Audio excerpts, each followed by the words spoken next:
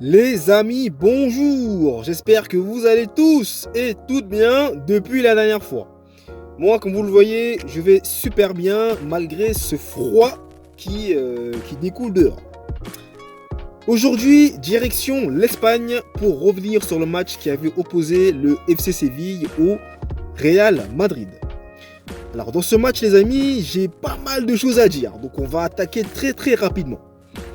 Déjà pour commencer, on va commencer par parler des buts refusés du Real Madrid. Donc 2 buts refusés, de Valverde dans un premier temps, puis de Jude Bellingham dans un second temps.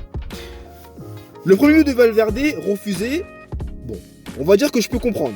La VAR a fait son taf, Bellingham hors jeu, un pied qui dépasse, bon voilà, la VAR fait son boulot. Le second but en revanche, je ne comprends pas. Alors pourquoi je ne comprends pas? Je vais vous expliquer, vous allez vite comprendre. Déjà, dans un premier temps, Rudiger commet une faute vraiment imparable, hein, on va dire ça entre guillemets, sur un joueur sévillan. Donc, normalement, l'arbitre est censé siffler faute.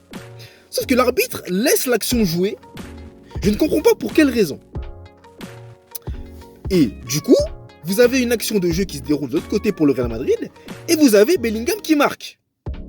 Mais l'arbitre revient finalement, il me semble, sur la faute, ou je sais pas ce qu'il fait, et il annule le second but. Donc là, au lieu de perdre du temps comme ça, pourquoi n'a-t-il pas sifflé faute d'emblée? Vous voyez un peu ce que je veux dire? Donc franchement, je comprends pas. Je suis pas du genre à critiquer l'arbitrage, mais par moment, il y a du coup à se poser des questions, quoi. Clairement. Voilà. Donc c'était le petit truc que je voulais vous dire concernant ces 2 buts refusés du Real Madrid. Sinon, en parlant du jeu et des occasions de part et d'autre, le FC Séville s'est montré plutôt dangereux devant les buts madrilènes. Ils ont eu pas mal d'opportunités de marquer. Et le Real également. Mais le score sera toujours de 0-0 en première mi-temps. Et ensuite, en seconde mi-temps, ça va partir en live total. Des fautes commises de partout.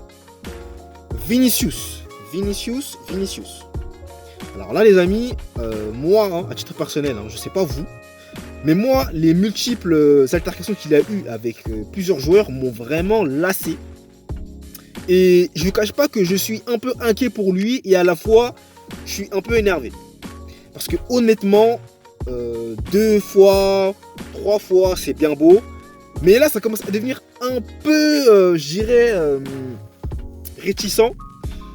Ça commence à devenir un peu une habitude et ça commence un peu à m'inquiéter. Surtout que là, il s'est pas mal mis en altercation avec pas mal de joueurs sévillans. Et du coup, ça a un peu plombé le match, quoi. Parce qu'au final, lui-même n'a pas fait une seconde mi-temps extraordinaire.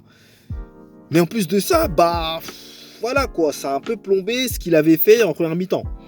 Donc à un moment donné, Ancelotti était obligé de le sortir, tout simplement, puisque il sentait bien que ça pouvait partir rapidement dans les extrêmes. Donc là, Vinicius, sur ce coup-ci, j'ai pas aimé, et franchement, j'aimerais qu'à l'avenir, il puisse ne pas avoir ce genre de comportement et qu'il puisse, s'il vous plaît, qu'il puisse se contrôler. Parce que par moments, c'est clair que c'est pas facile, mais là, on avait l'impression que c'est lui qui allait chercher, et franchement, c'est pas cool, quoi. C'est vraiment pas cool. C'est pas cool, donc sur ce coup-ci, j'espère qu'il pourra améliorer ce point-là.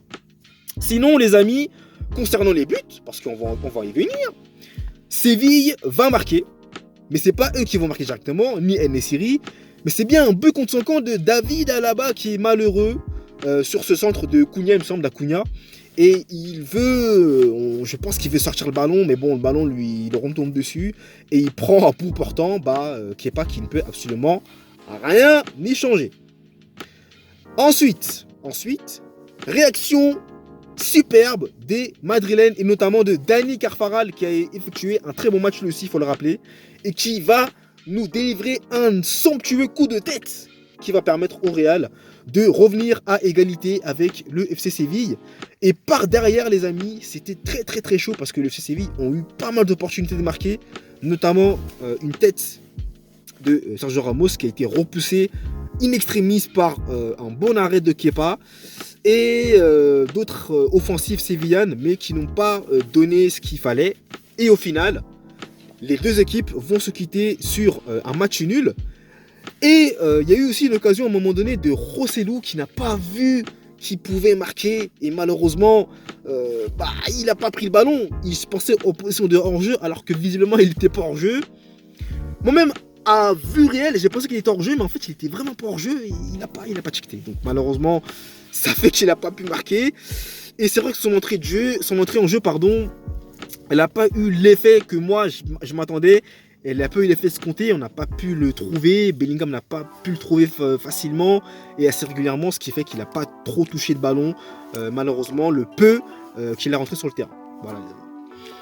Donc écoutez, le Real et le Séville se quittent sur un match nul. Le Real fait match nul, ce qui veut dire que vous avez le rival barcelonais qui, eux, peuvent profiter pour aller chercher la première place et pour même on va dire un peu talonner le Real au niveau du classement et du nombre de points notamment. Donc écoutez les amis, à une semaine du Classico, c'est vraiment pas bon quoi. C'est vraiment pas bon. Mais bon, faudra voir ce qu'il en sera le jour du Classico. Et j'espère que les Madrilènes feront un match plein et assureront de gagner ce match quoi, contre le Barça. Parce que là, on est dans l'obligation de gagner. Il faut qu'on gagne, sinon, au niveau du mental, ça va quand même mettre un petit coup. Voilà. Donc voilà pour ce débrief les amis. Si vous l'avez apprécié, le petit j'aime, ça fait toujours plaisir. N'hésitez pas à commenter, partager, à vous abonner à la chaîne YouTube si ce n'est pas encore fait, à consulter l'intégralité de mes réseaux sociaux, à aller guetter mon e-book que j'ai récemment publié sur Lionel Messi, disponible dans la barre de description. Et moi je vous dis à très vite pour une nouvelle vidéo. Allez, peace.